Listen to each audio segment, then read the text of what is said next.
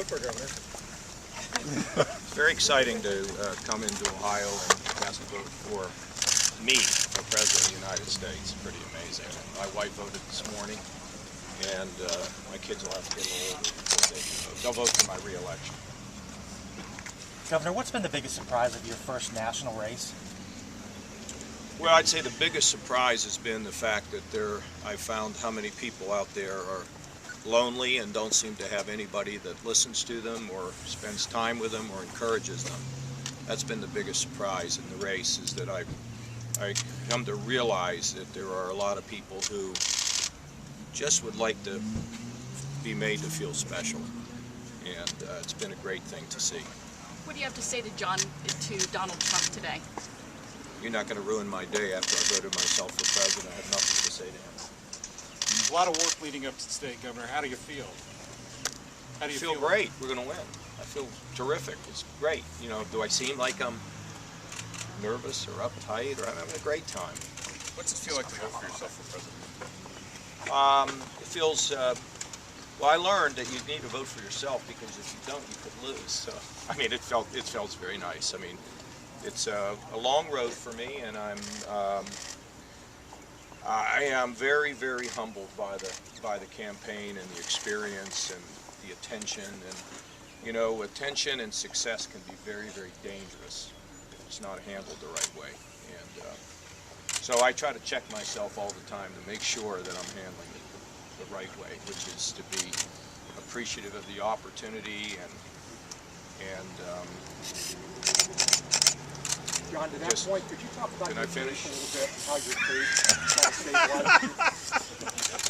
your faith stabilizes you with that? Well, look, I mean, it's all about keeping your feet on the ground. All the opportunities that you have are really a blessing and grace, and that's what that matters. And with everybody here, this is our moment in time, and before we know it, we'll all be gone. So we do the best we can while we're here. And but you have to watch all the time when you get a lot of attention, because you know, the Proverbs say that an unguarded strength is a person's greatest weakness. So at least I got a lot of good friends around me. So you were in your hometown last night doing a rally. I mean, it's a big day for you, but also for the people that, you know, your neighbors, your community. Yeah. What are you hearing from? What did you hear from them last night? What did they have to say about your bid and about, you know, having you come home on election eve and talk to them? Well, I mean, I think people are proud. You know, it's really interesting, because I've been asked, do you regret the fact that you've been so positive in the campaign? And we all know that by the fact that I ran a positive campaign, or our team has run a positive campaign, that there were probably missed opportunities to get attention early on.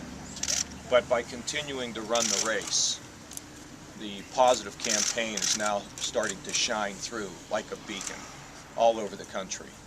And as a result of that, it tells you you do the right thing even when, you know, sometimes, well, first of all, I was never tempted to go negative. That was never temptation. In the third debate, I was the first one to challenge Donald Trump for his position on immigration, and Ben Carson's position on Medicare. What's next for you? Can I finish? Yes, sorry. Sometimes I take time to think. The pause.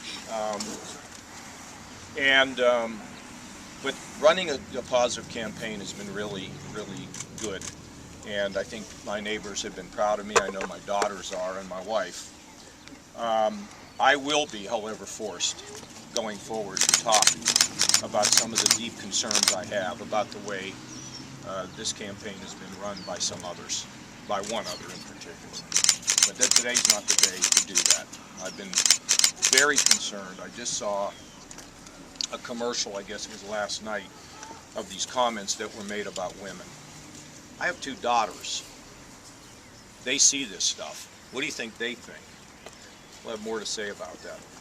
But that's going to be not designed to be negative as much as it is to point out things that I've seen that are deeply disturbing in this process. And I think I have a right to do that as a candidate, but in terms of rolling around in the mud, that's not where I intend to really ever go, even in the fall election.